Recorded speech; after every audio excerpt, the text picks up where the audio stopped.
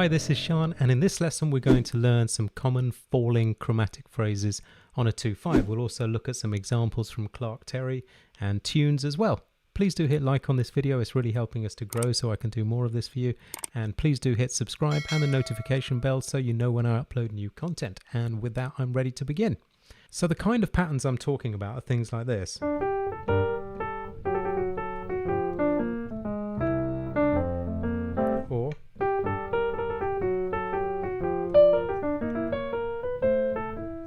you've probably heard things like this before that have this sort of falling sound. Happens a lot on a 2/5. So I'm playing G minor 7 to C7. So the G moves down in half steps chromatically until we get all the way to here, which ends up as a C7, right?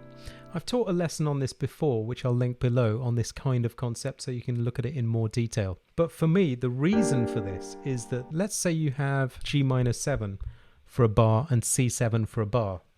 2, 3, 4, 1, 2, 3, 4. For me, the harmonic suggestion becomes more like G minor, D7, G minor, C7.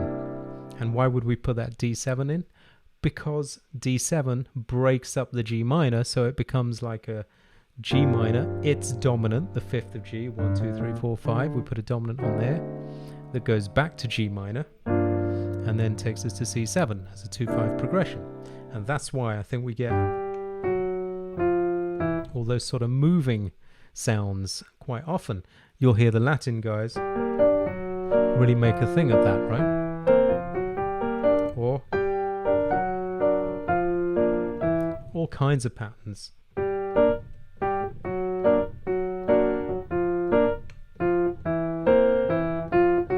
They all, well, not all the patterns, but all the ones I just played have that moving sound as well. Okay, same sort of thing. So here's Tenor Madness from Sonny Rollins that has that kind of movement in it.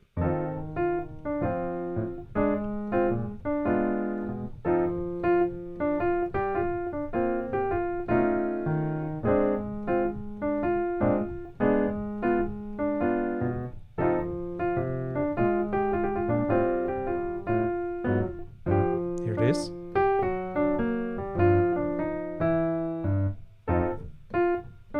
Finish off. So this line,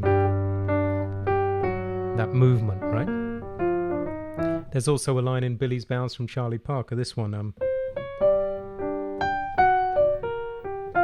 So this gets outlined, right?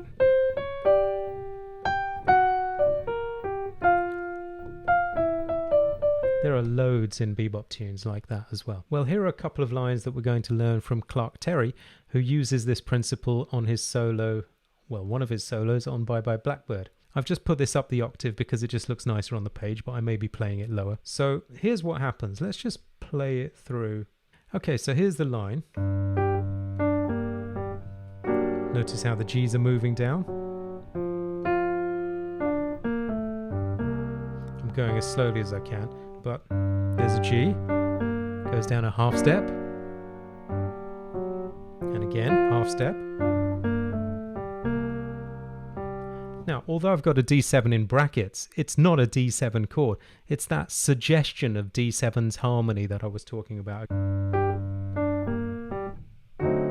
That kind of outlines the D7 sound. I'm not saying that you must play one. That's just there to show you what I'm talking about in terms of what I call dominant motion. So another thing that's really interesting here is what I call rhythmic displacement, and he's using it.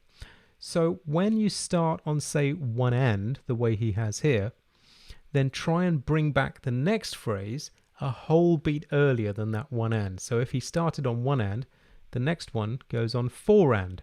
See that next hit? 1 and 2 and 3 and 4 and 2, 3, 4, 1 and 2, 3 and 4 and 1, 2 and. It doesn't have to happen all the time. Like this one wasn't displaced, it was a longer phrase. But you'll hear that kind of displacement very often.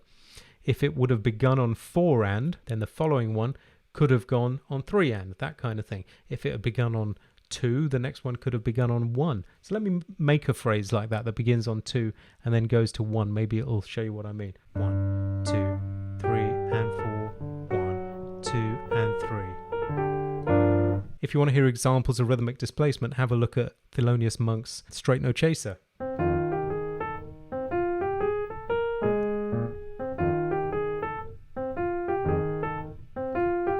The same line keeps moving where it goes, okay? So this is one example of rhythmic displacement and of those moves.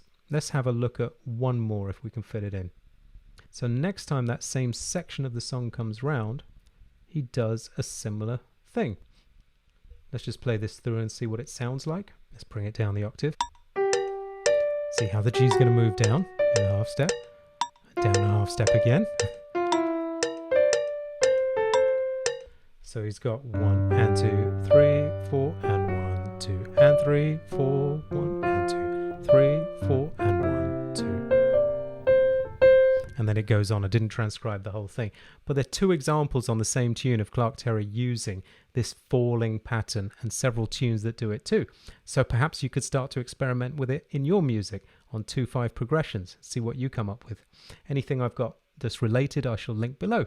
If you did enjoy that, we have plenty more like this on Jazz Skills with personal help from me, a whole developing fluency course, hundreds of lessons on improvisation, building tunes, Barry Harris movements, a vibrant community as well, all kinds of things. So hope to see you there. Thanks a lot for watching.